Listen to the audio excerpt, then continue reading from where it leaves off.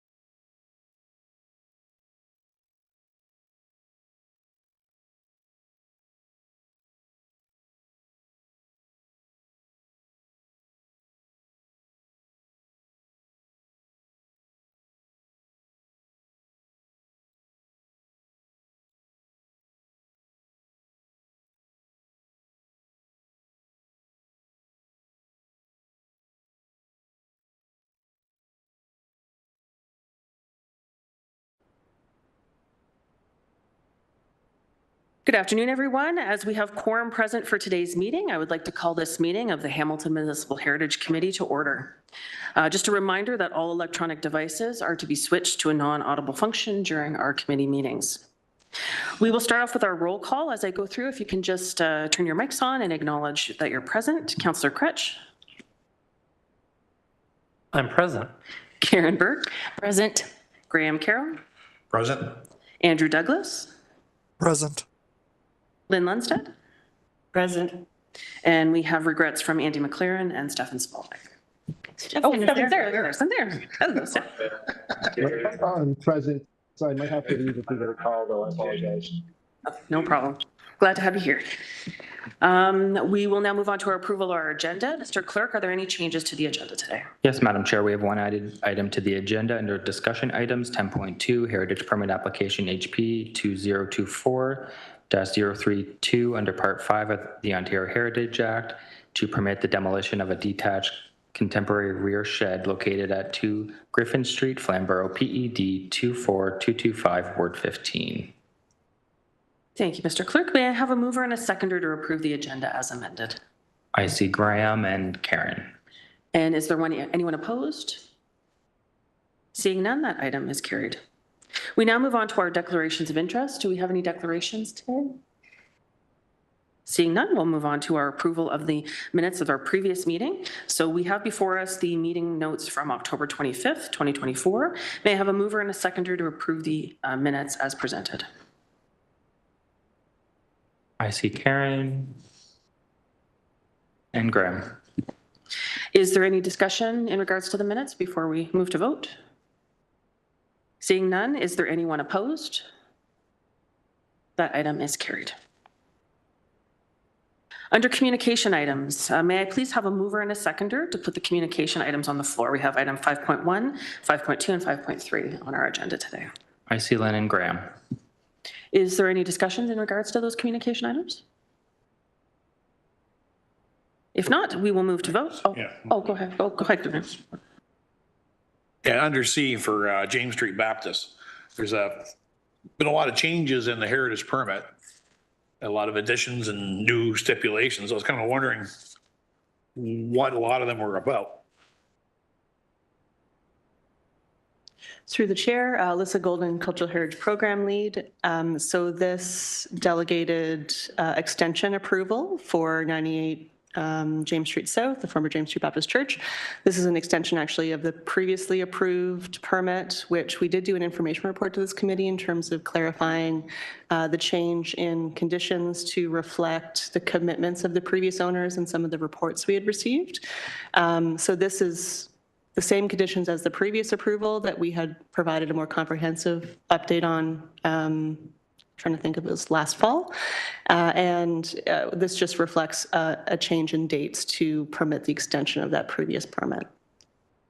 Yeah, but there is stuff like leveling of the ground and taking away just construction debris, which is kind of new. Never heard that before. I know Councillor Kretsch had asked for that. Through the chair, so these are the same conditions as the previous heritage permit extension, and I'd be happy to recirculate that previous staff information report that gives some clarity in terms of where those conditions come from. Okay, thank you. I didn't remember still being in there. And there is a combination of new salvage and documentation mentioned in 2 or 3 places. So they already have one from 2024, March 2024. So why are you asking for a new one in Part E under Section 2? Through the chair, just taking a look. So in terms of the previous documentation report we had, it was a state of the existing conditions. As we move forward, depending on when the redevelopment project work begins, there might be a change in that. So that covers any potential changes and new documentation we might require moving forward. Thank you. And now the condition of all the salvaged items. Have you, as staff, got a chance to go in there to look at them? Is there an allowance under this new permit for monthly or bi-monthly monitoring of these salvaged items? Through the chair to the member, yes. So back before the previous extension, which we had provided the staff report with more detail on, staff were on site at the time that the heritage consultants, engineer and ownership at the time were there. So we did also document the state of the salvage conditions that are still on site. And in terms of confirming next steps, there is a condition that speaks to implementing the recommendations of that documentation and salvage report to ensure that there isn't further deterioration of those features. And there's a new expiry for that requirement in this extension. Is there any specific requirement to go with the rose window that's been on the property, not properly covered and fell over and possibly damaged? Through the chair, that has been indicated to the ownership group and is also identified in that report. So that would be staff's expectation in terms of, we have seen the state of it. As folks might recall, it did fall over during the frequent storm and was too large to move off site and had been covered a number of years ago.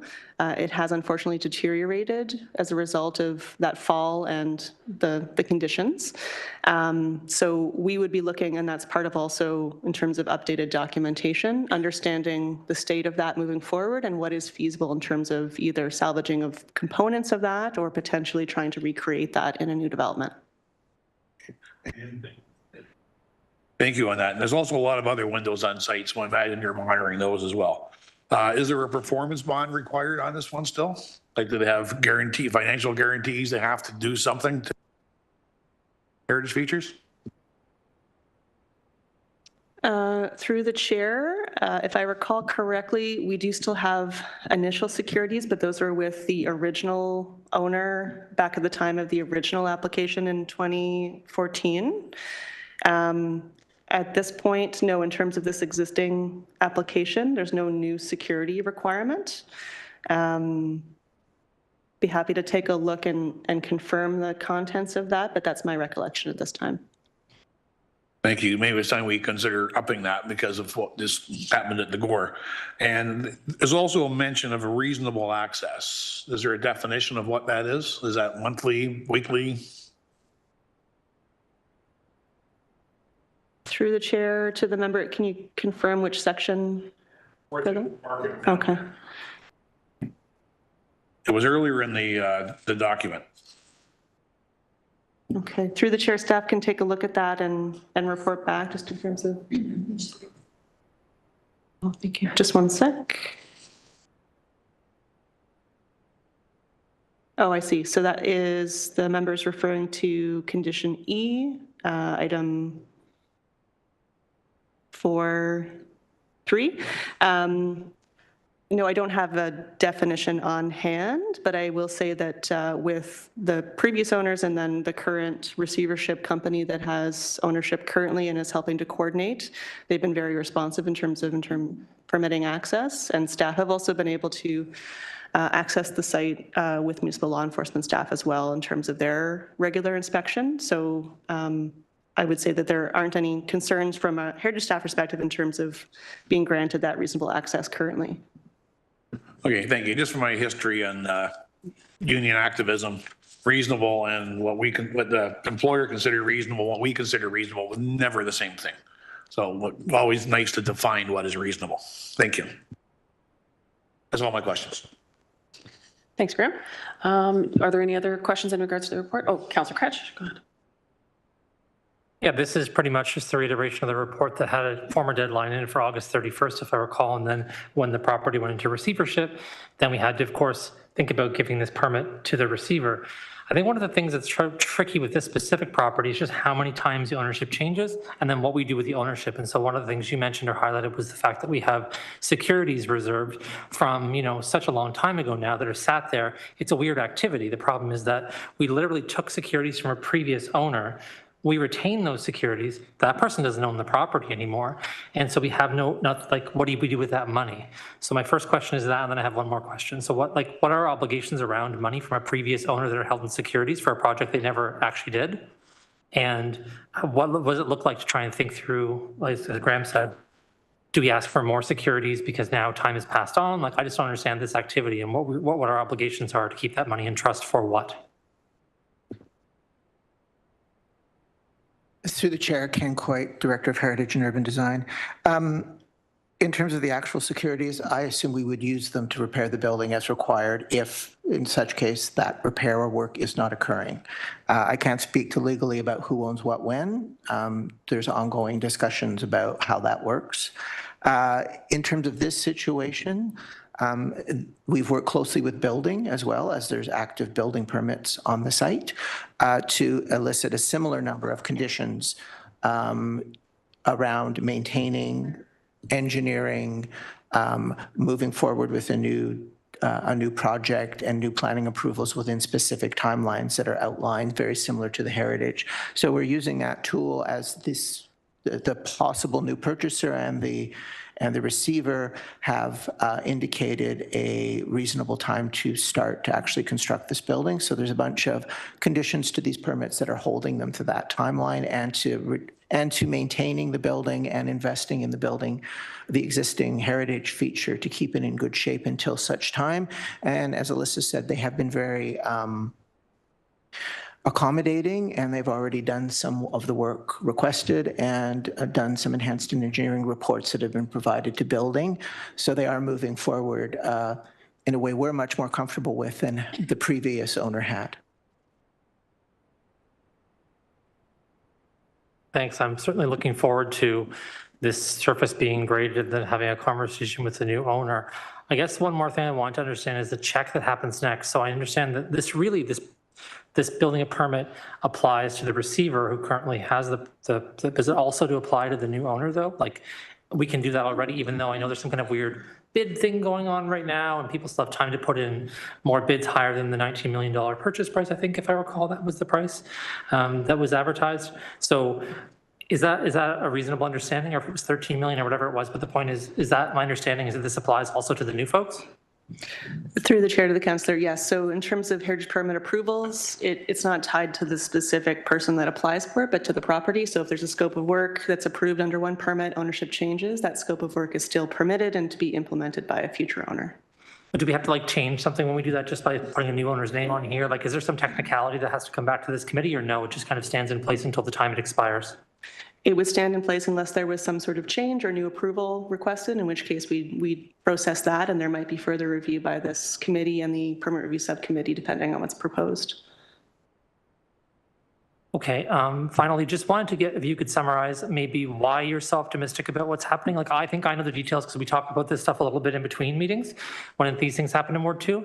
So why you're so optimistic about what the current receiver and new owner are doing here that's different than before? Like what you're seeing specifically that's making you feel like they're taking care of the building, or, you know, they're making sure that these things are happening in a reasonable way. Like what's giving you such confidence that this is going in a good way?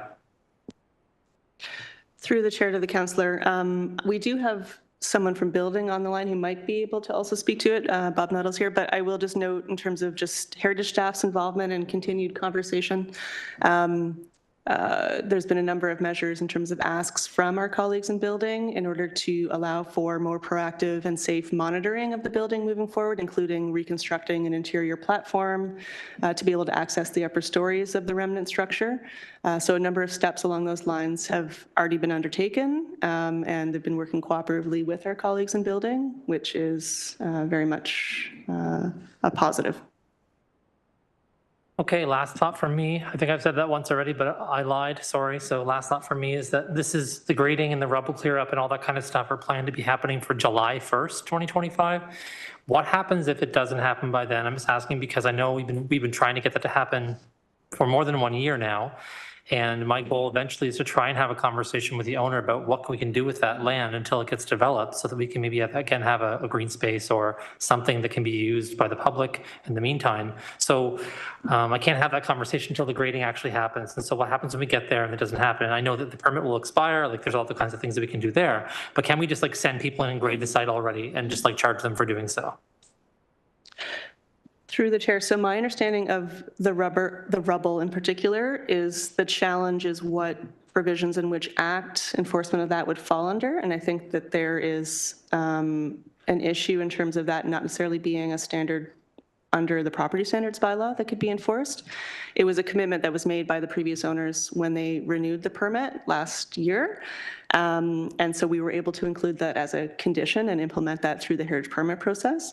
But other than removal of weeds and some of the other more standard property standards issues that could be enforced through that mechanism, I don't believe that leveling is something that can be enforced through that mechanism or through building.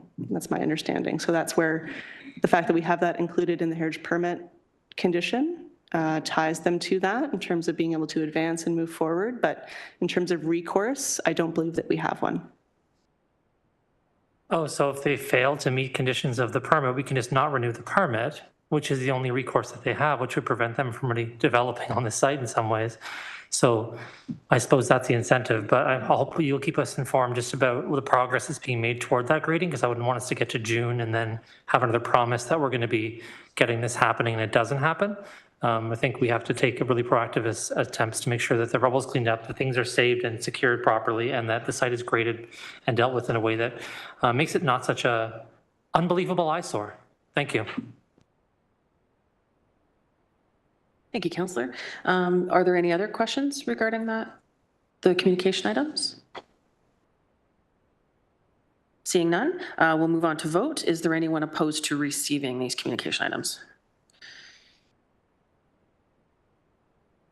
Seeing none, that item is carried.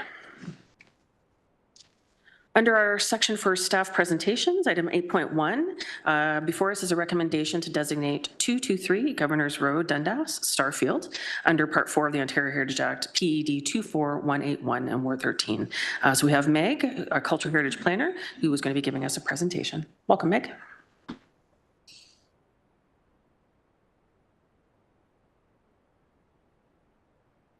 Good afternoon, everyone. Meg Oldfield, Cultural Heritage Planner. Sorry I couldn't be in person with you all today, but still happy to be here. Today I'll be presenting Staff Report PED 24181, which recommends that the property located at 223 Governors Road, Dundas, also known as Starfield, be designated under Part 4 of the Ontario Heritage Act.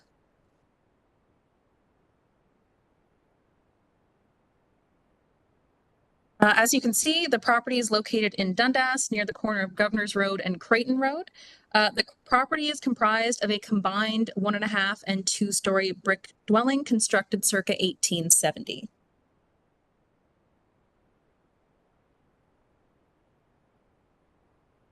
The property was first surveyed for heritage interest in the 1990s and was added to the city's municipal heritage register in February of 2022. At that time, the owners requested that the property be designated.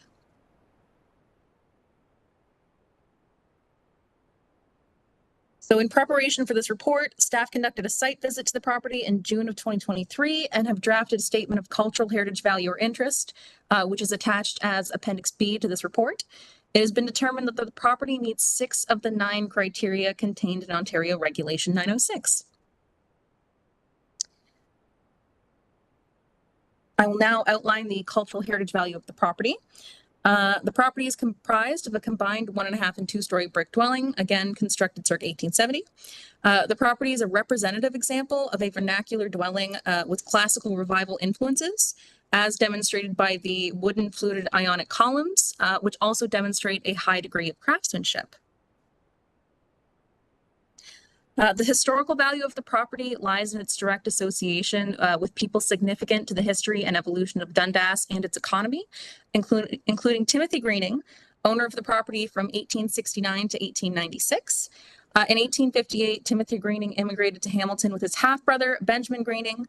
Descended from a long line of wire manufacturers, Timothy Greening operated the T. Greening Wire Works, which was formerly located directly west of this property, from 1860 until his death in 1900. There, they manufactured wire cloth and sheet metal.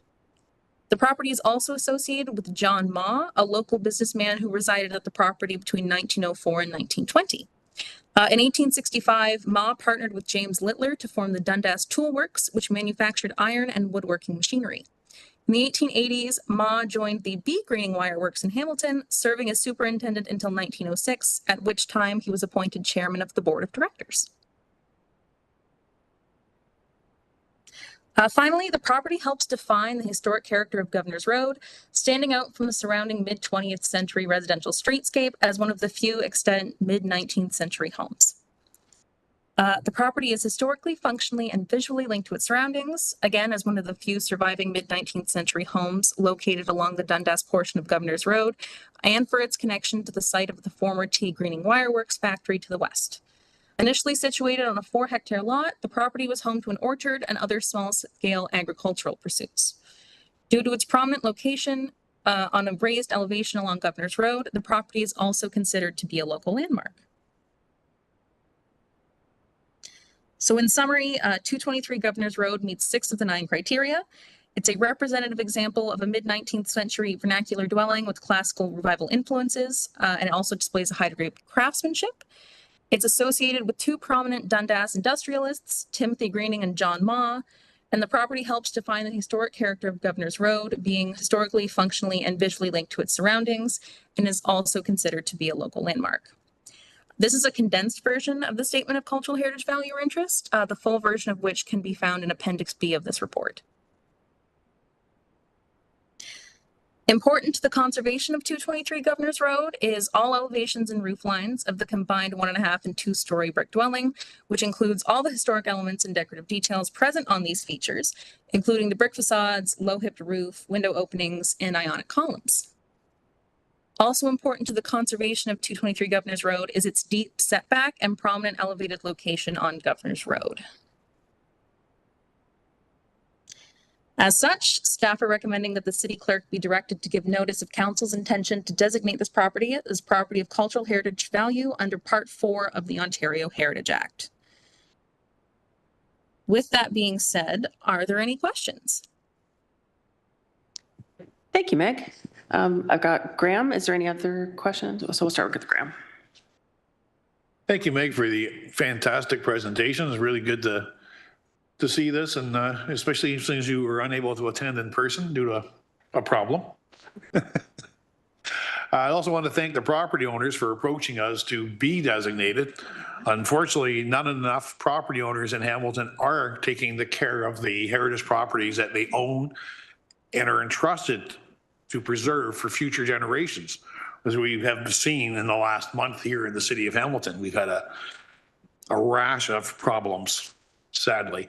So it's nice to see a property owner take the care, take the time, and appreciate the beauty of our built heritage in our city. Thank you. Thanks, Graham. Do we have any other questions in regards to the report? Seeing none, we are going to move on to, we need a mover and a seconder to receive the presentation. I see Stefan and Graham. And is there anyone opposed to receive?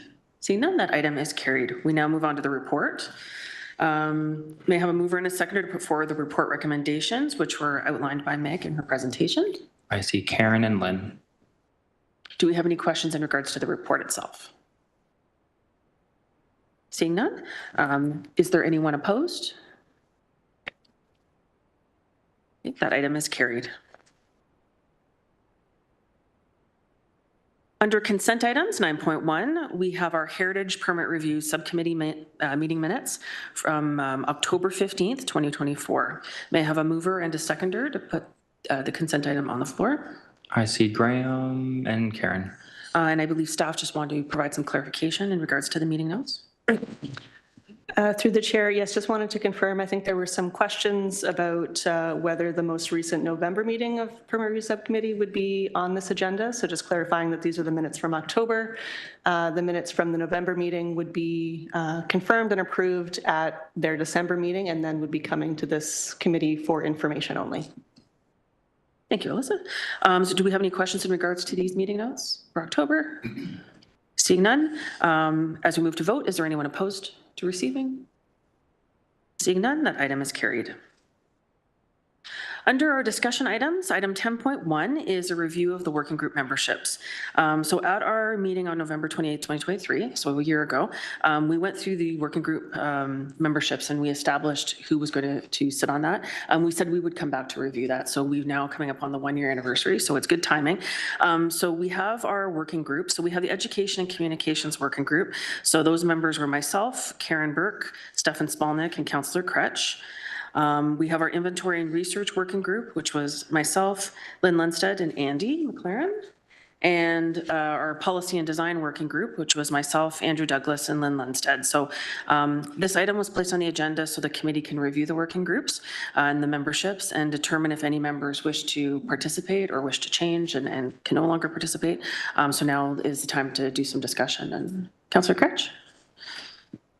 Yeah, I aspirationally joined the working group to help, but it always had a conflict with something else I was doing, and so I was never able to attend for full transparency. And me being there creates weirdo quorum issues, so I will resign from that committee so that it doesn't create those quorum issues, and hopefully the people who can make those meetings can carry on in my absence, my continued absence. Thank you, Councillor. So I think a change to the Education Working Group would also be that, Graham, if you would like to continue to participate in. Well, I'll still participate, yes, like, yes. Yeah. I do have a question about the Inventory and Research Group. Was it met in the last year?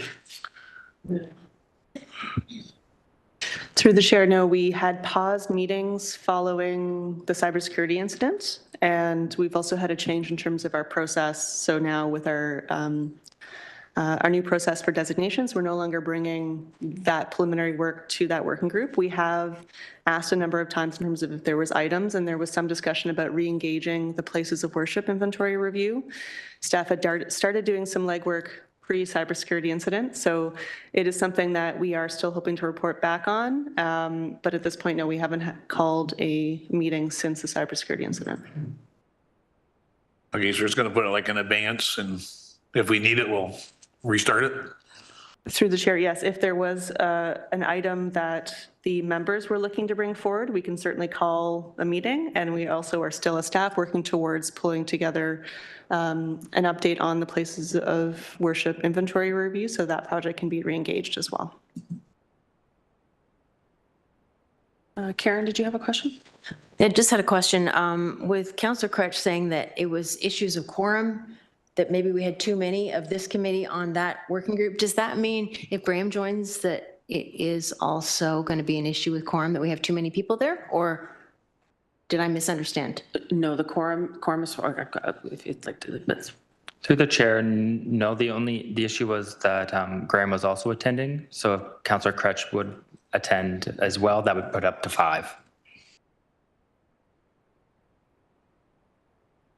Are there any other questions or clarifications? Any additions to the Policy and Design Working Group?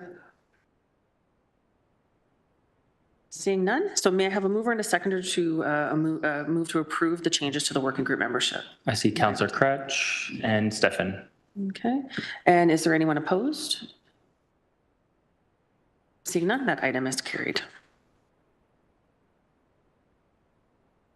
We now move on to item 10.2, which is our heritage permit application HP 2024-032 under Part 5 of the Ontario Heritage Act to permit the demolition of a detached contemporary rear shed located at 2 Griffin Street in Flamborough, PED 24225 in Ward 15. So may I have a mover and a seconder to put the report recommendations on the floor? I see Graham and Lynn. Are there any questions in regards to this item? I'm just curious, why did this item come up as a discussion item as opposed to just going through at the regular minutes part? Through the chair, so this type of heritage permit application, which is to demolish a structure in a heritage conservation district, it requires a council decision. So it did go to the permit review subcommittee for advice, but it is also a staff report that needs to come through this committee for its advice up to planning committee and then council. It is relatively straightforward, so staff haven't provided a formal presentation. It is just a contemporary shed that we have no concerns about its demolition, although Don does have slides and images available if the members have any questions about it. Thank you. I'd forgotten we had to do that because of demolition. That explains it. Are there any other questions? So you have your mover and your seconder. So as we move to vote, anyone opposed? Seeing none, that item is carried. Okay. We now move on to our general information and other business. 13.1 is our buildings and landscapes. I know this has been a very challenging month since we last met.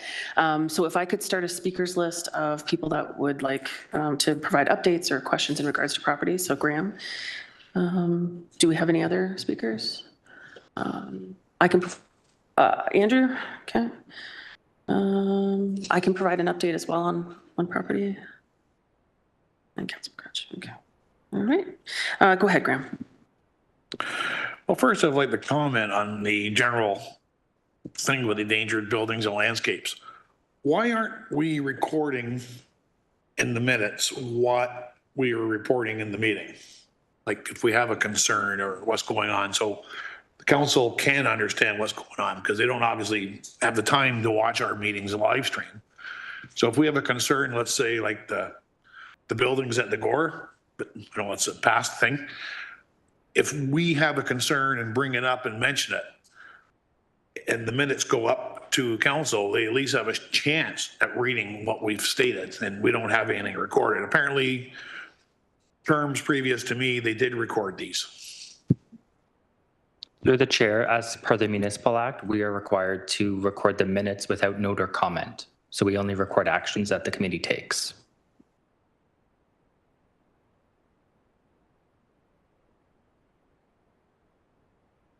Well, that's interesting. Okay, that might explain why they stopped doing it. Okay, so for me, it's 537 King Street East, the former Rebels Rock. It's been in the paper 2 or 3, 4 times this year now. Twice for fires, twice with articles and Nicole O'Reilly and comments from me. We just found out overnight in the paper, and I've been talking to staff before Elizabeth Gold in this particular, that we are going to lose this building. It does not look all that dangerous to me, but I'm just a millwright, so what do I know? So I'd hate to report that looks like 537 shall be demolished with, we've had some building features removed from the building to store and make safe, as I found from the staff today. Thank you.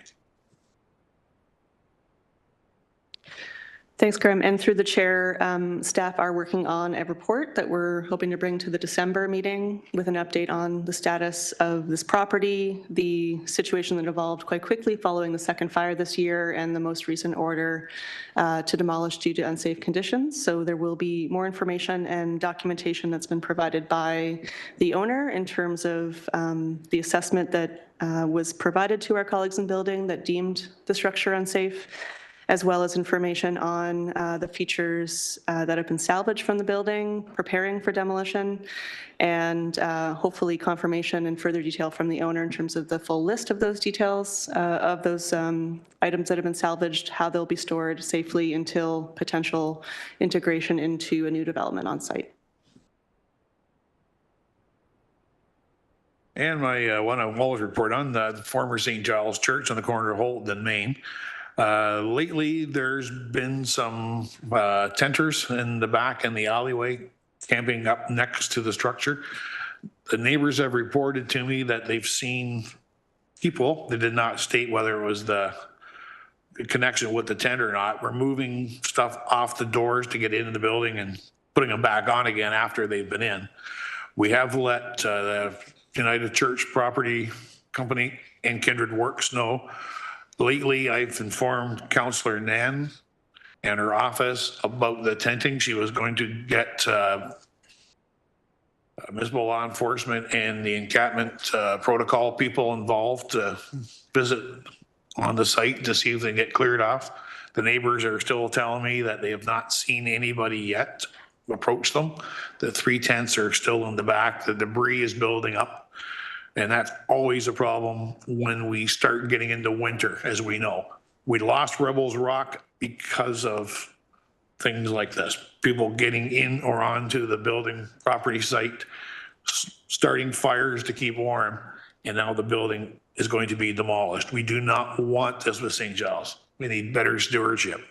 And there's derelict vehicles in the parking lot that the property owner has not had removed yet, even though they have been told several times.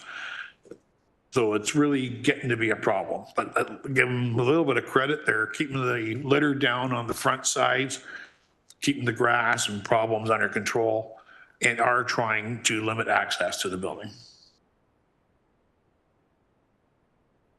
Thank you for those updates, Graham. Next, we have Andrew. Yes. So actually, Allison has already answered part of my question. If there's a report coming back, that's great. The one piece I'd like to add, is it also possible to get an update on, or just what's more information, I guess, on the Tivoli Theater as well? Is that coming as well or no? Because it would be great to just not have to read it in the newspaper as far as what's happened. I'll be speaking to that when it comes to, Beautiful. it's one of the Okay. properties I'm looking at, so I have some questions about that. Okay, and then, I'm so disillusioned by how council's handled heritage this month. I just need to know more, because this is beyond disappointing. But that's it for me. Thank you, Andrew. Councillor Cretch, let's go next if you'd like to provide your updates. Lovely. Yeah, I think it's important to just unpack what was just said. I mean, this is not a month-to-month activity. Heritage buildings and their deterioration happen over the course of decades. And so how any successive council deals with that is important, but this isn't happening overnight in any circumstance. So I have questions about the can knitting mills, firstly. So that's number 9 on the list. Now that this has received heritage designation, there's something I've learned about the property that was interesting. So apparently the ownership of the property, if you look at it on the street from the sidewalk, we own that right away actually to the edge of the building, I believe. The city owns that bit. That's not always common where we own every bit of the setback area right to the building. Sometimes we do. Sometimes there's an easement or some other kind of encroachment that allows the property owner to own that section between the sidewalk and the building. So what sort of obligations do we have for what happens with that sidewalk area there next to a heritage building? Anything? I'm just curious because I'm investigating what's to be done with maintaining the area, because the area is not maintained and is creating all kinds of hazards, especially the portion on Mary Street. And so trying to figure out if there's something from a heritage perspective that can be done as the fact that it's now designated to secure the area or not. Through the chair of the councillor, I think we need some more information. We haven't been involved to date in terms of issues with, I'm assuming, is it related to encampment and other situations on the sidewalk? Yeah, some of it's like that. Some of it's just stuff that's left behind. There's also a bunch of weird land formations, I'll call them. What do I know? But stairs that used to be there, or little ramps that used to be there for things that don't exist anymore. We've fixed some of the curb cuts, I believe, in the area this year, which is good to prevent some of that weird old driveway accesses that no longer needed to be, but the whole area is just in a state of absolute disrepair. And there are some other issues about trying to secure the building from being damaged in some meaningful way. If you have people who are living adjacent to the building, right? What are we doing to try and address this issue with the sidewalk? It's one of the things I think is a competing issue for everybody is sidewalks and pedestrians' ability to use sidewalks, and there being tents on sidewalks. And then how do we address that issue? Or folks that are on sidewalks and kind of limiting people's ability to get around from an accessibility perspective. So it's like a weird competing problem where we have different kinds of needs. And so just trying to manage this problem as best we can as a city, I think, in Ward 2, and it's pretty prevalent in a couple of areas. This is one of those areas where we're trying to manage a problem where there's these competing issues. So just trying to figure out if there's anything from a heritage perspective that we can do in terms of trying to protect the property. Through the chair to the councillor, just in terms of its current status. So as is noted on the agenda today, we've issued the notice of intention to designate. Technically, it is protected as though it's designated under this notice. So if changes are proposed or work is required to any of the heritage attributes, then they would be required to get a heritage permit. In terms of the specific provisions for designated properties under the property standards bylaw, we would need to wait until the bylaw is passed. That's my understanding of the interpretation, to then potentially use those additional measures in terms of maintenance of heritage attributes and features if there is concern about deterioration. So in the meantime, yes, if there were any orders that were issued, I'm not aware of any related to the structure currently or any documentation in terms of concerns about safety of the structure, but if that were to take place and any work needed to be done related to those features, then they would need to go through the heritage permit process. Let's talk about that then when the bylaw passes, and maybe talk about it next month or talk about it offline. I do think it's worth the heritage folks being involved in the conversations we are already having with people about this, just simply because the Good Shepherd is in a weird situation where it owns Serpent property across the road, and then we own this weird parcel of property, and then Harry Stinson owns this piece of property. It's like the ownership of the property is just making it very difficult for us to try and find remedies to make sure that the can knitting mills are kind of in a safe state and the area's in a safe state. Neighbors are obviously concerned about all kinds of things, including fires to the building, other kinds of things. So just trying to make sure that we have a line of sight to how to proceed with this that makes sense. And if there's a role for heritage staff to have in trying to make that work, great. That was really my flag here today. So hopefully we can follow up about that later. Next item on the list is number 16, the Tivoli. And so I just wanted to ask a couple of questions about that. I know that the minutes from the Heritage Permit Review Subcommittee will be coming, and then there'll be a report about the Tivoli that'll be coming here as well. And so, I'm not going to sit and try and presuppose what's going to happen with that report until it's written. But I just wanted to get some clarity for us here. We talked about this in advance, so it's not like it's a huge surprise to what I'm going to say. But when I went to tour the site, so just for transparency, I asked staff and said, hey, this is one of the buildings that's on the list I look at.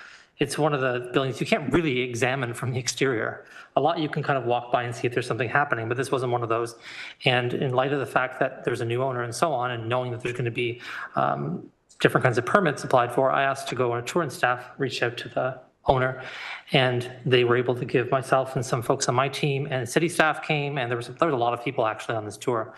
And it was extremely insightful in terms of talking to the lead architect there. So the person who wrote the report that was there for the Heritage Permit Review Subcommittee, Paul Sapunzi, I believe is his name. He's a lead architect at VG+, and he was on site that day. And he's had about 35 plus years experience doing this kind of work and does a lot of restoration work. So his goal is to get into a project and try and save it or restore it. And so he was the person that was speaking to us about the sort of site conditions. So I'll tell you a couple things he said from a high level, and then I want to ask you who will be attending our meeting when we have this discussion here from the development group and from the architecture group, because I think it's important to have experts present to talk about the condition of the building. But a couple things that really he pointed out were structural issues with the building, specifically things related to something called, which I learned about for the first time, called speed tile, which is a kind of thing that was used a long time ago, made of a terracotta substance that, if used in any kind of structural way and exposed to water, doesn't last for more than it doesn't last and it deteriorates. And that basically what he said was that taking things down to the brick, then remediating the brick in some way from the contaminants the brick's been exposed to, is kind of the only way to make sure that the building is actually going to be safe to be used going forward. And so what I'm asking for, and I'll say this now, is just that we have some more information about the kinds of costs we could expect to restore a theater like that. And if it's basically saying we have to take everything out of the theater down to the brick, right? Every single piece of plaster, everything out of this place, what's the feasibility for doing something like that? The answer is, I'm sure, very, very high. So then my question naturally will be, what is the community benefit we're going to get instead of, if we're not able to, for some reason, to save the theater, what will the community be getting as a benefit back from that? I mean, the developer said at that meeting really clearly that they walked into this knowing they'd probably have to restore the theater. Well, I'm sure they had an idea in mind of how much that was going to cost.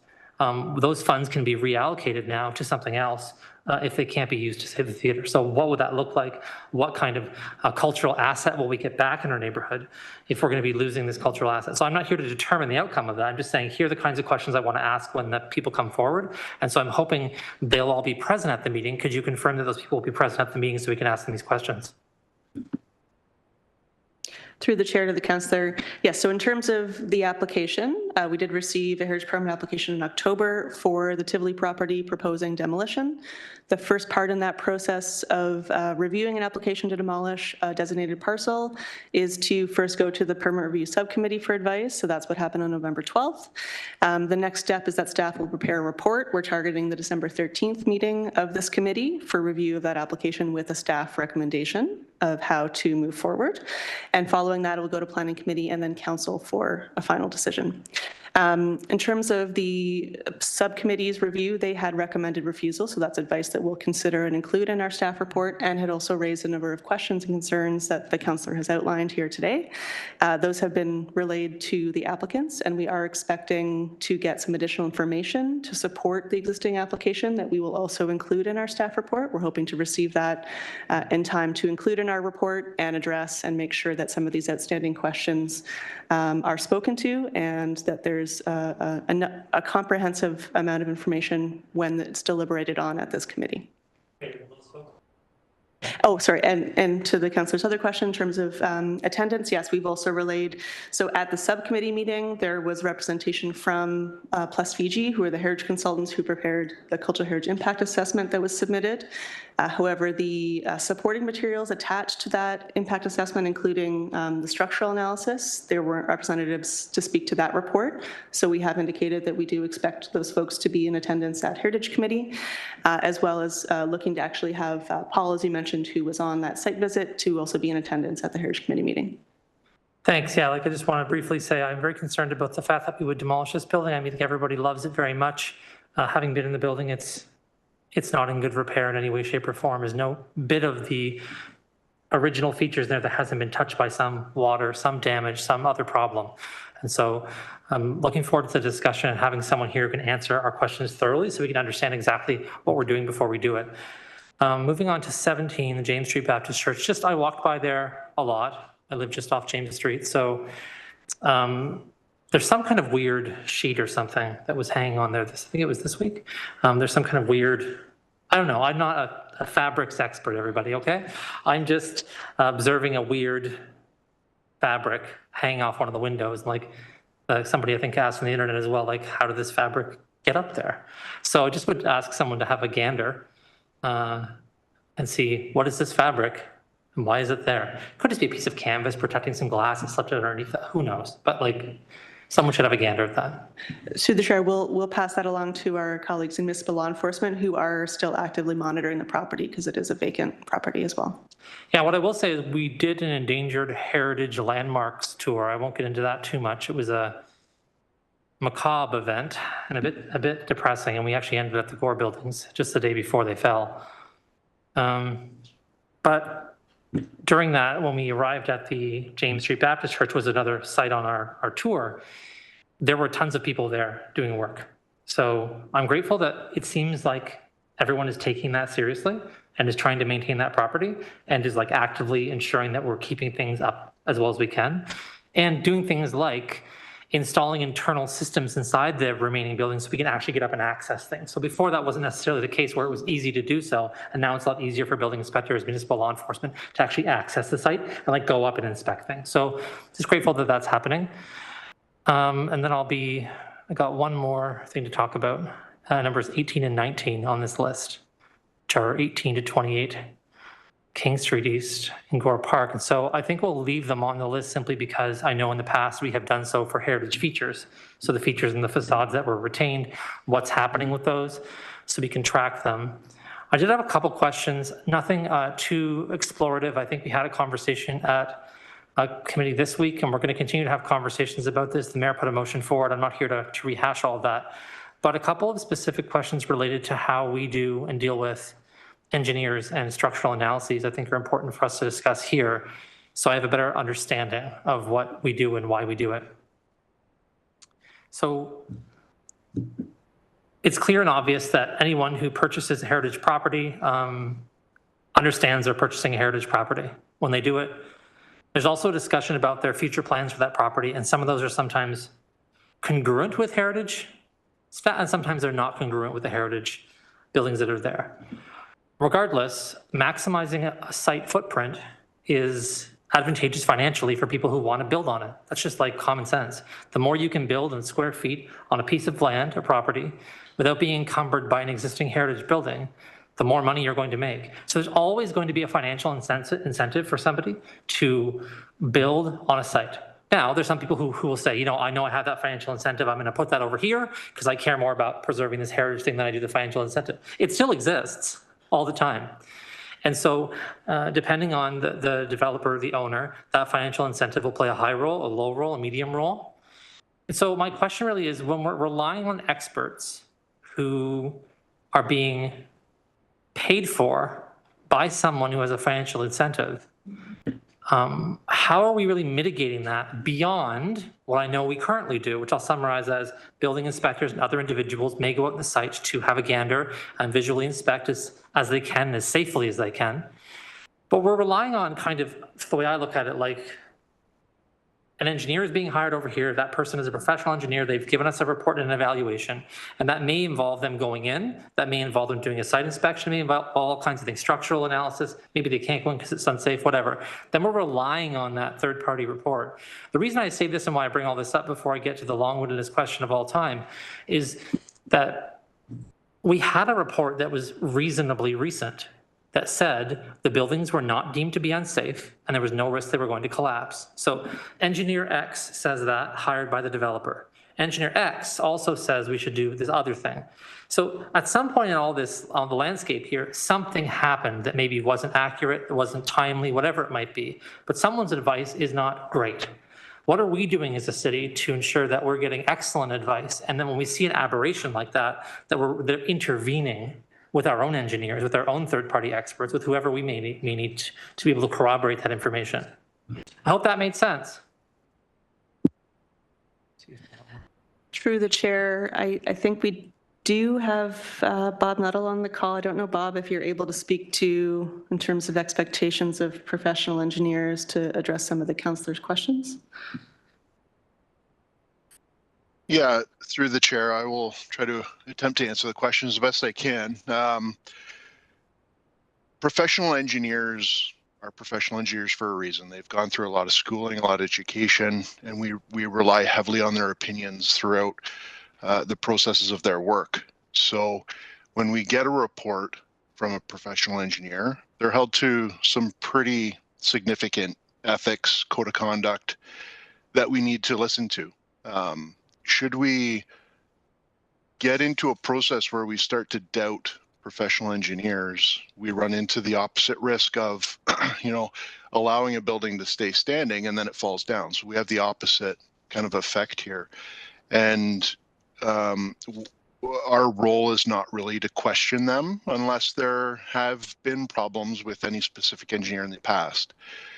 If we come across engineers who we don't believe are being forthcoming with information or maybe not, obliging to their ethical conduct and standards, there's a process for that where we would report somebody to the PEO, the Professional Engineers of Ontario, and they would conduct their own investigation as to whether or not things are being done appropriately from their end. So I think from the city's perspective, we have processes in place to proceed as we do. So if it's brought to our attention that a building is unsafe, at imminent risk of collapse or failure, as so says, a particular engineer, we have to heed that advice.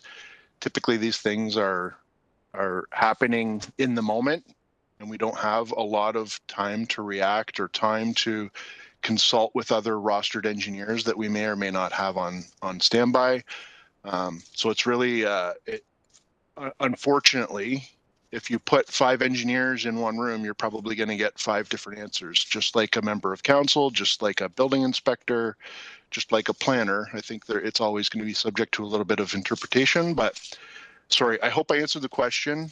I think in short, if we get an engineer's report, we really have to heed that advice of that particular engineer for the particular project.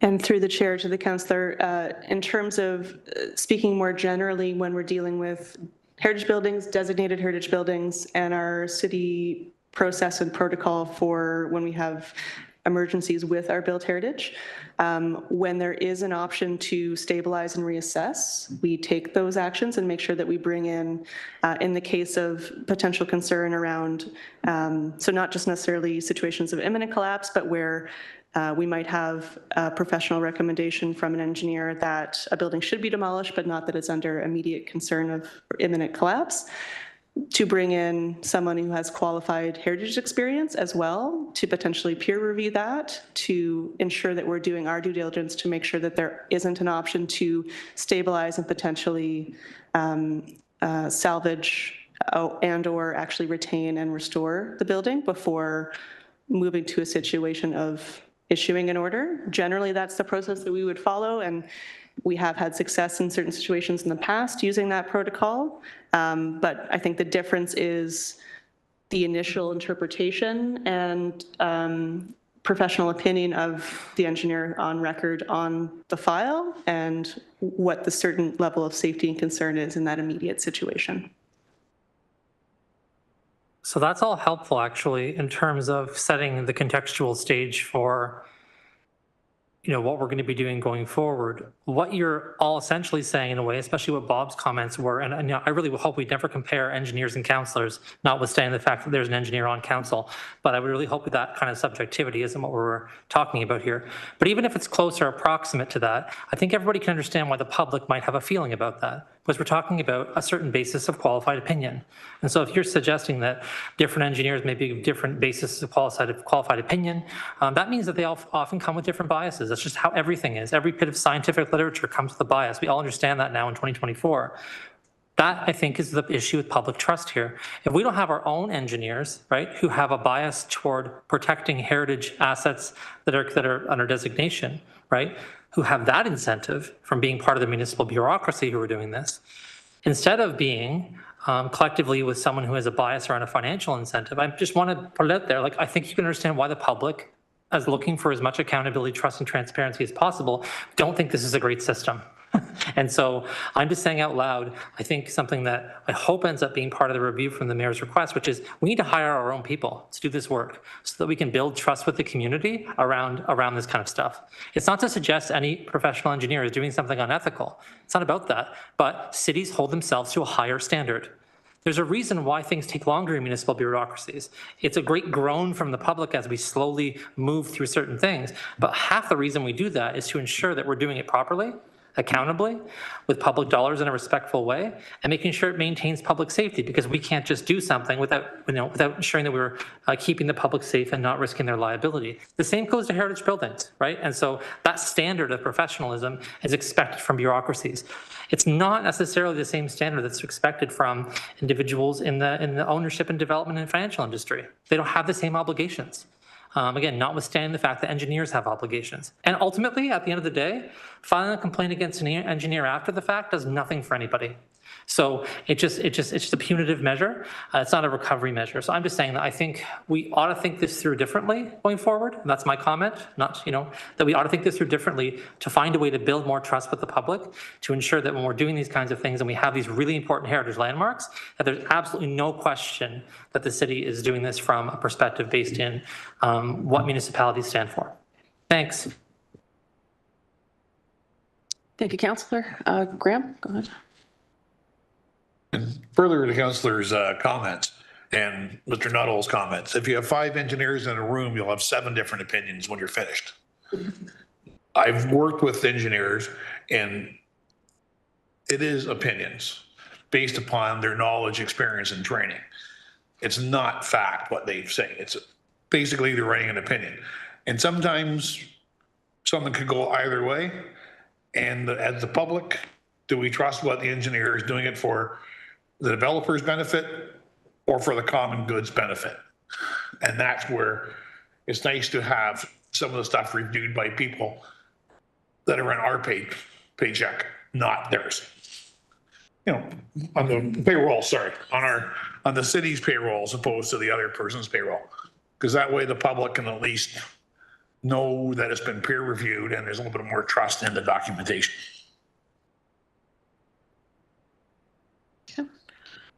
Any other? Sorry, through the chair again, just as a follow-up, just and for some clarification on that last remark, and certainly appreciated. It's not that they're accepted, these engineers are accepted without any review. So just to put that and make it very clear, it is reviewed by our building inspection team. We do have building engineers on staff internally to the building division that do all of the building plan review for larger buildings. We do have building engineers on staff. These reports are reviewed thoroughly when they're submitted. But that's not to say that unless there's something significantly obvious or a glaring defect in the report, that we're going to turn it down or refuse it. So I just want to make that clear that they don't go without review. Thank you, Bob. And thank you for providing those comments to our questions. Bob, just for clerk's sake, can you just let us know what your official position is at the city? Yes, I'm so sorry. Manager of building inspections at the building division. Thank you, Bob. Do we have any other property updates? I'd just like to bring forward for consideration to add to our list is 33 Bowen in Hamilton. It's known as the Bradley Stable or Courthouse Stable. In recent months, there's been a lot of some illegal activities, violence, and things that have been happening around that, to the extent that the tenant in the building is no longer in that property, and the property has been boarded up and is now on the market for sale for about $3.5 million. So the outcome of that property is unknown at this time, and sits vacant. So there is a concern for that. It's an early 1900 building, formal stables, and so that would be a property if the committee would like to consider. I would say either for red or for yellow, whichever the committee so chooses.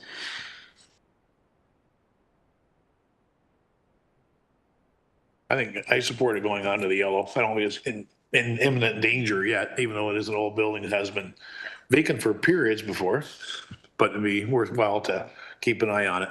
I don't know if the councillor like to add it to his Ward 2 collection of places to keep an eye on or not. Sure thing. Happy to. Go ahead, Alyssa.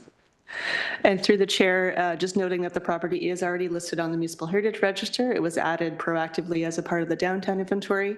And with the recent articles about the property, as well as there's a formal consultation for redevelopment of the adjacent lands, staff have been proactively undertaking an updated review of the property and do anticipate bringing forward potential recommendations in the new year. Sounds good. So if we could have a mover and a seconder to put that property on the list under Moved by yellow. Okay, moved by Graham, seconded by Councillor Kretsch. Just to confirm which Under yellow. yellow. And as we move to add that property to the list, do we have any opposed? Seeing none, that item is carried. And I can also provide an update on the Beach Canal Lighthouse, which is item 10 under red. So I reached out to the chair of the Beach Canal Lighthouse group just to get an update. It had been a little while since we had heard what was going on. And he gave me quite a comprehensive breakdown of what's been going on. So I will give you the Coles Notes version.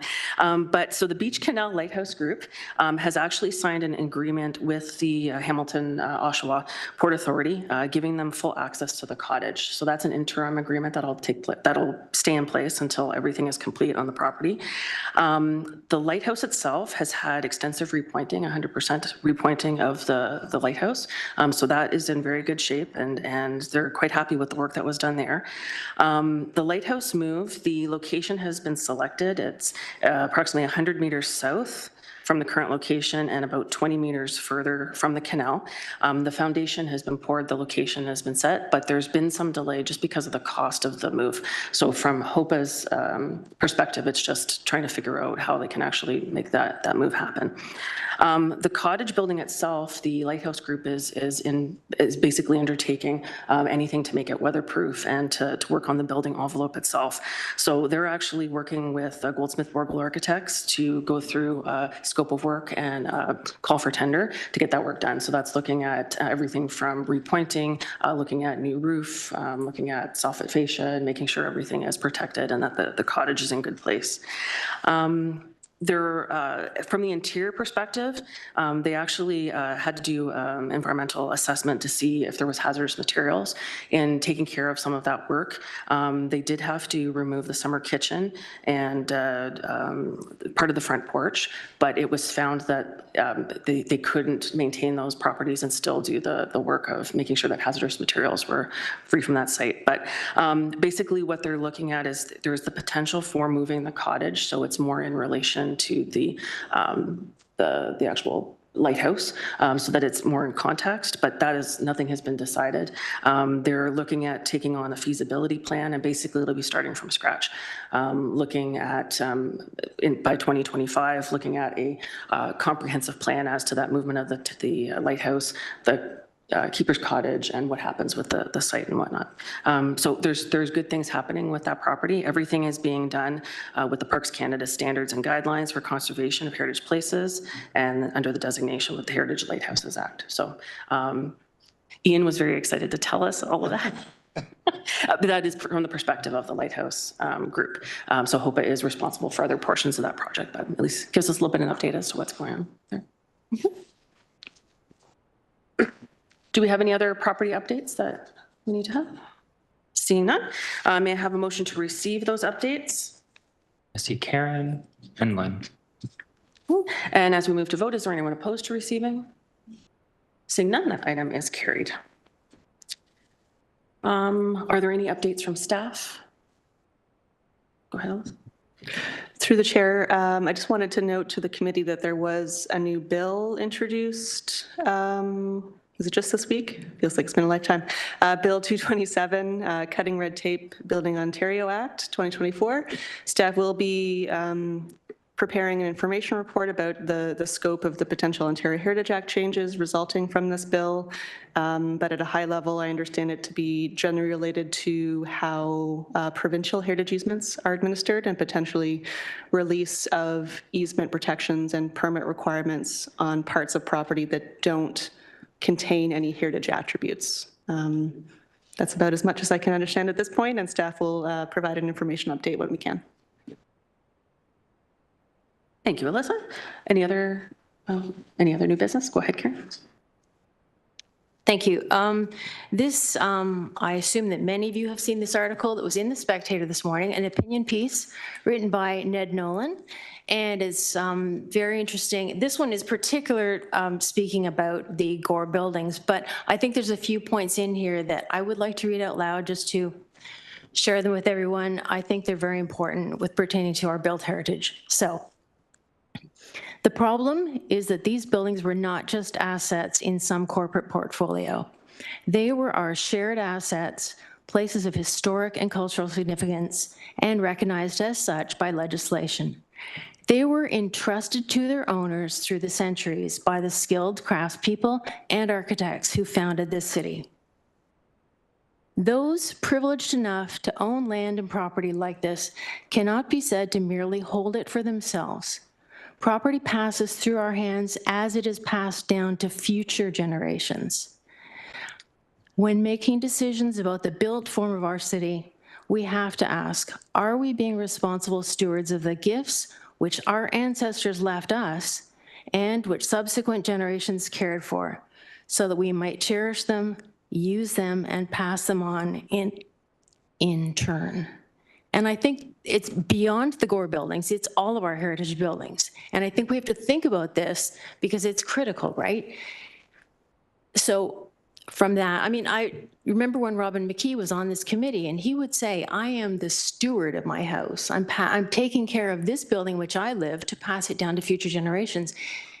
And that's exactly, I think it's such an important mindset that we have to realize it's bigger than all of us. They were here before us and you would want them to be here after us. So that being said, I do have a question for staff.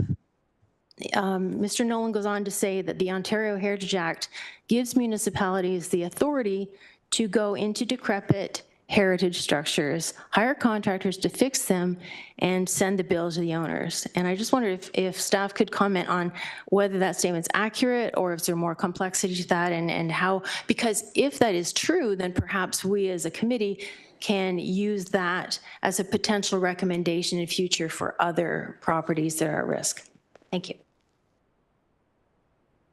Through the chair, so the Ontario Heritage Act does generally have provisions. Section 69 speaks to potential offenses under the Ontario Heritage Act, and in situations where property owners have found to have altered a property in contravention of the Act, the ability to undertake work to restore and then recover those costs. But there are also provisions that speak to those not being applicable in cases where the work's carried out for reasons of public safety. And if council essentially finds a property to be in an unsafe condition. So thinking about this particular situation, that does not apply in this case, but generally it is something that when there are actually charges or determination of contravention of the act, that there isn't opportunity for that. I'm not aware of a situation where we've ever implemented that within the scope of the city of Hamilton, but I think in terms of what was referenced in the mayor's motion and potential look at what could be done moving forward, we would want to obviously look at what provisions of the act under the Ontario Heritage Act could be investigated for proactive monitoring and measures to maintain our heritage buildings moving forward.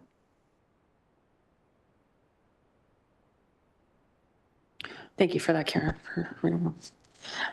Do we have any other new items or added items today? Seeing none, may I have a mover and a seconder to adjourn today's meeting?